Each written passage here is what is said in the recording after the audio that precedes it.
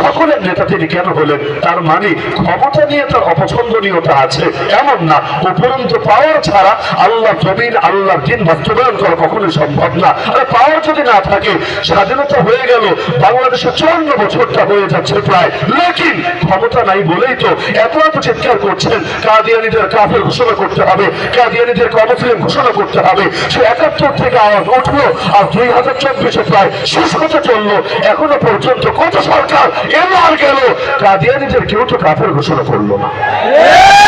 সবাই টিটকারি মারতে শুরু করলো, কেউ বলতে শুরু করলো কে মুসলমান আর কে মুসলমান না। আরে এটা আমরা কেন নির্ধারণ করতে হবে? এটা আল্লাহর উপর ছেড়ে দিলেই তো চলবে। নাউযুবিল্লাহি মিন যালিক। অথচ ওদেরকে অমুসলিম ঘোষণা না দেওয়ার কারণে, এই মর্মে আইন না বানানোর কারণে ওদের আইডি কার্ডেও লেখা থাকে মুসলমান, পাসপোর্টেও লেখা থাকে মুসলমান, এমনকি ওরা এই পাসপোর্ট দিয়ে ভিসার আবেদন করে, মক্কা মদিনার ভিসা লাগিয়ে সেই হজ